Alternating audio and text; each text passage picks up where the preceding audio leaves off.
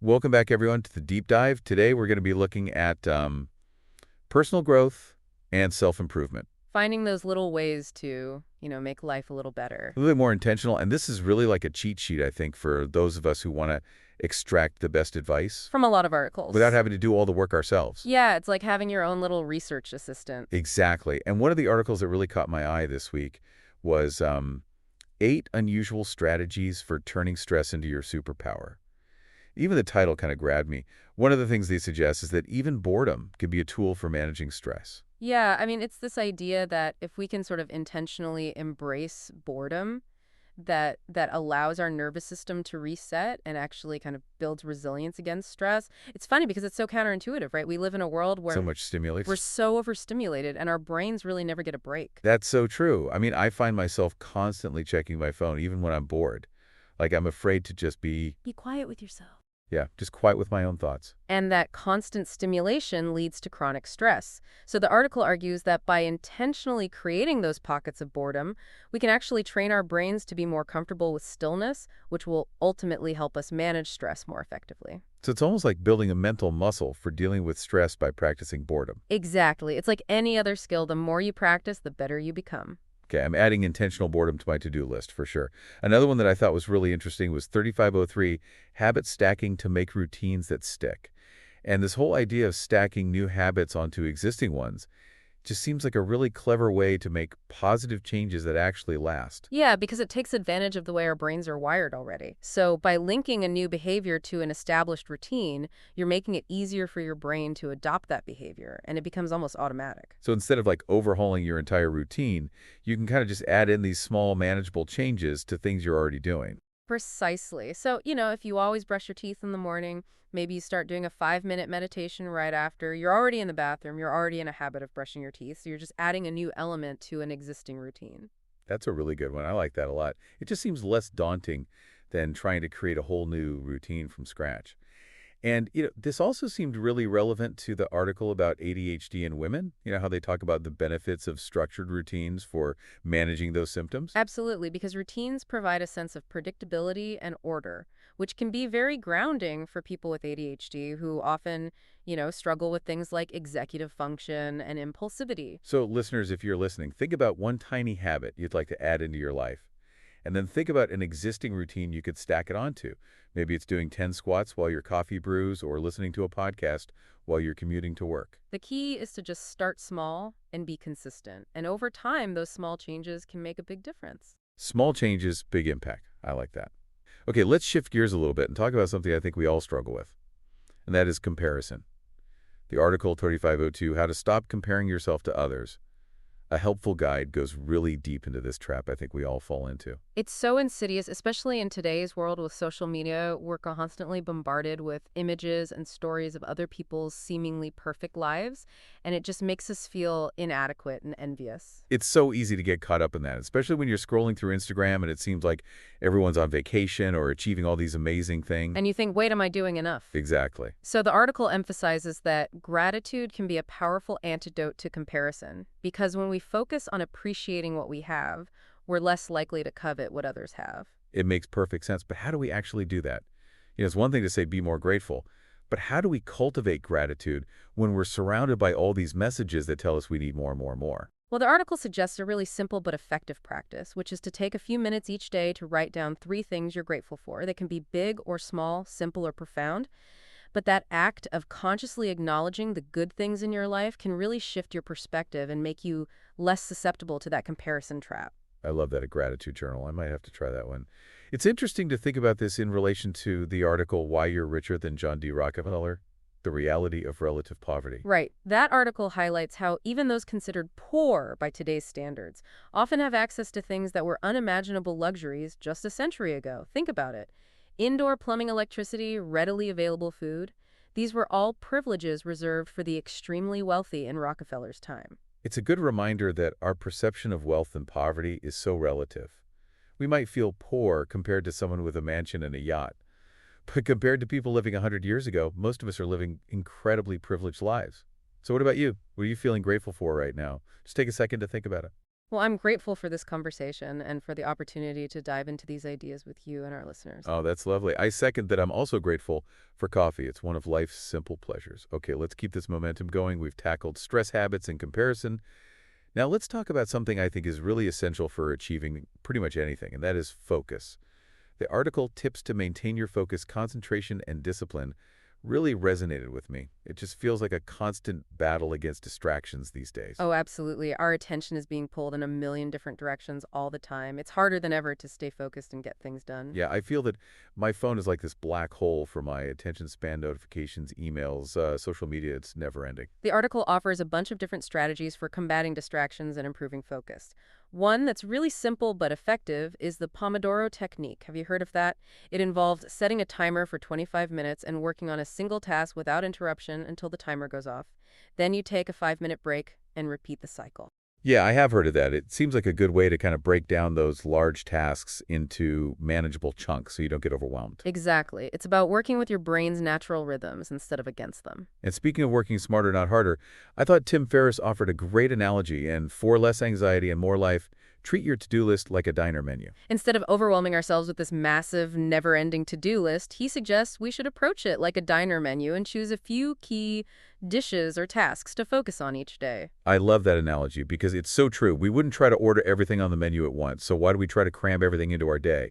What would be your must-try item today on your to-do list, the one that would leave you feeling satisfied and accomplished? You know what? For me, it would be finishing this podcast and knowing that we've given our listeners some valuable insights and actionable advice. Well said. Mine would be taking a walk in nature and disconnecting from all screens for at least an hour. Okay, before we wrap up this first part of our deep dive, I want to touch on one more article that I thought was really interesting. There's nothing new under the sun.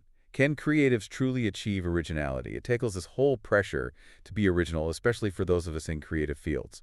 Something I think about a lot as a podcaster. It's a really thought-provoking question, and the article suggests that maybe the pursuit of radical originality can actually be a distraction from the real work, which is to express ourselves authentically regardless of whether our ideas have been explored before. Right. It kind of takes the pressure off a little bit, doesn't it? It does, and it allows us to focus on the joy of creation rather than the anxiety of novelty. Maybe it's more about adding our own unique voice and perspective to existing ideas rather than trying to reinvent the wheel. Exactly. And that brings us to the article, It's Time for a Gentler Way of Living.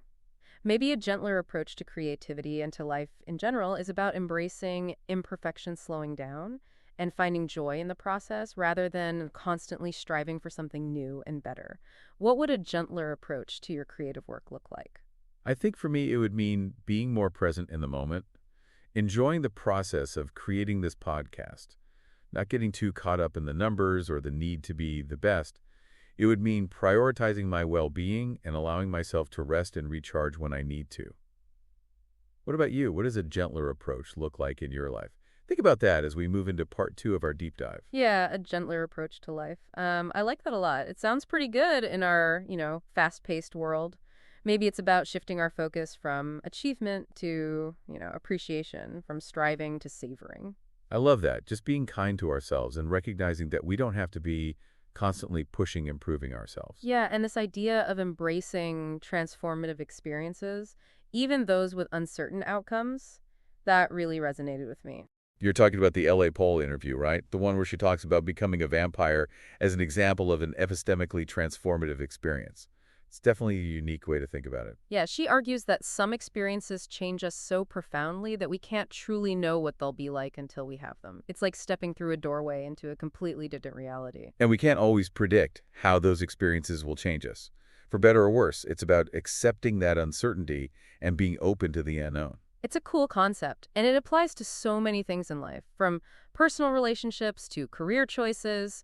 I mean, could you have ever truly predicted how becoming a parent would change you? Probably not. It's just one of those things you can't fully grasp until you're in it. And that makes me think about another big life decision, financial planning. The article, The Best Investments That Aren't Stocks and Shares, reminded me that investing isn't just about money. It's about investing in experiences, relationships, and personal growth. Those are the investments that often yield the greatest returns in terms of happiness and fulfillment. For sure. I mean, a weekend getaway with loved ones, a course that teaches you a new skill, a donation to a cause you care about. Those are all investments worth considering. Definitely. They enrich our lives in ways that financial investments sometimes can't. So true. And speaking of finances, the article Steps to Get Your Business the Money You're Owed offered some great advice for entrepreneurs, I thought, emphasizing the importance of clear payment terms and procedures. Having those systems in place can prevent so many headaches and misunderstandings down the line. It's about protecting yourself and making sure you're compensated fairly for your work. Absolutely setting those clear expectations from the start. And speaking of setting the tone, I loved the article 175 Good Morning Quotes for an inspirational, motivational, and positive start to your day. Starting the day with a positive mindset can really make a difference. It really can. It's like priming your brain for a good day. Yeah, a little dose of inspiration can go a long way. For sure. And along with external inspiration, I think it's also important to cultivate self-love and compassion. The article 175 Inspirational Self-Love Quotes to Help You Love Yourself and Live a Happy Life really highlighted that. Yeah, treating ourselves with the same kindness we would offer a friend. Self-love is so important, but it's something so many of us struggle with. We can be our own worst critics sometimes. The article encourages us to challenge those negative self-talk patterns and replace them with more loving and supportive messages. It's about recognizing our worth and celebrating our strengths. And on that note of self-improvement, I found the article 10 Powerful Steps to Define and Solve Any Hard Problem Effectively to be incredibly helpful. It gives you a structured approach to tackling those big, thorny problems that could feel really overwhelming. It stresses the importance of clearly defining the problem before jumping into solutions. Really understanding the root cause of the problem before trying to fix it. It's like trying to fix a leaky faucet without first figuring out where the leak is coming from. Exactly. We often waste so much time and energy trying to solve the wrong problem. So taking that step back to analyze and define the problem is crucial. It's about working smarter, not harder, which seems to be a recurring theme in a lot of these articles. Finding those strategies and tools that allow us to be more effective and efficient in all areas of our lives. Yeah, it's all about finding those little hacks and shortcuts, right, to make life a little bit easier. And part of that is making smart decisions, whether it's about finances or health or even our next car. Speaking of which, I thought the article Buying a New or Used Car, Here's the One To-Do List You Need, had some really practical advice. Yeah, buying a car can be a really daunting process, especially with so many options out there. The article really emphasizes the importance of doing your research, setting a budget, and understanding your needs before you even step foot in a dealership. It's a big decision, both financially and practically. You don't want to end up with a gas-guzzling SUV when what you really need is a fuel-efficient hybrid. Exactly. Knowing your priorities and doing your homework can save you a lot of time, money, and stress down the road. Totally. And for anyone out there who's dealing with credit challenges, I thought the article Bad Credit, Here's How to Get Approved for a Car Loan had some great tips. It's all about understanding your credit score, exploring different financing options, and maybe even working on improving your credit before you apply for a loan. It's about empowering yourself with knowledge and making informed financial decisions. Knowledge is power, right? And speaking of empowerment, the article How Smart Entrepreneurs Leverage User Feedback for Market Success, I thought that was a really interesting one. It talked about the importance of listening to your customers. Yeah, it's so easy to get caught up in our own vision that we lose sight of what our customers actually want and need. The article encourages entrepreneurs to actively seek feedback, both the good and the bad, and use it to guide their growth and innovation. It's all about staying connected to your target market and constantly evolving to meet their needs. Okay, let's switch gears for a minute and talk about something that's relevant for any aspiring medical professionals out there.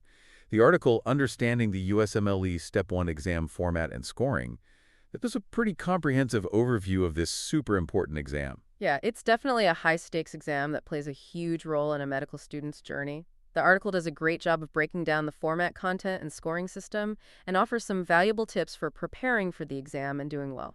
Yeah, it's a must-read for anyone who's on the path to becoming a licensed physician. Okay, now for something a little bit lighter. The article These Two Zodiac Signs Make an Odd Yet Powerful Couple Astrologers Say. I thought this was kind of fun. It talks about the unexpected compatibility of Aquarius and Capricorn. Aquarius, the innovative air sign, and Capricorn, the grounded earth sign. You wouldn't think they'd be a good match, but the article suggests that their differences actually create a really strong and dynamic partnership. Opposites attract sometimes, and diversity can really bring strength and richness to relationships, right? Okay, back to health and wellness for a second. The article, The 7 Best Ways to Keep IBS Symptoms in Check from a Gut Health Researcher, I thought this was a great resource for anyone who struggles with irritable bowel syndrome. The article highlights the connection between gut health and overall well-being, and emphasizes the importance of things like diet stress management and identifying trigger foods, all of which are really important for managing IBS symptoms. Our gut health is so crucial for our overall health. And speaking of health, the article 4 Common Nutrient Deficiencies in Women Under 50 and What to Do, I thought this was really eye-opening. It shed light on some common nutritional gaps that women in this age group often face. It's important to be aware of these potential deficiencies and make sure we're getting the nutrients we need. The article gives some practical guidance on how to address these gaps through diet and supplements. Being proactive about our health and well-being, right? And for those of you who are looking to enhance your beauty routine, I thought the article, Experts Say Everyone Should Use This Tool for Younger-Looking Skin Plus Save 20%, was pretty interesting. It talks about the benefits of red light therapy. Red light therapy has become really popular lately because it can stimulate collagen production, reduce inflammation, and promote a more youthful complexion. It's something to consider for those of us who are interested in anti-aging skincare. And last but not least, I want to leave you with a simple but powerful reminder from the article. Try this quick hack for incorporating more movement into your day. It encourages us to find those little ways to move our bodies throughout the day, even if we don't have time for a full workout. Yeah, make movement a natural part of your daily routine. Take the stairs walk during phone calls, do some stretches while you're watching TV. Every little bit counts. Movement is medicine. Tried. And with that, we've reached the end of our deep dive. We hope you found these insights helpful and maybe even inspiring. Remember, these are just a few highlights, and we encourage you to check out the full articles for more in-depth information. Keep exploring, keep learning, and keep striving to be the best version of yourselves.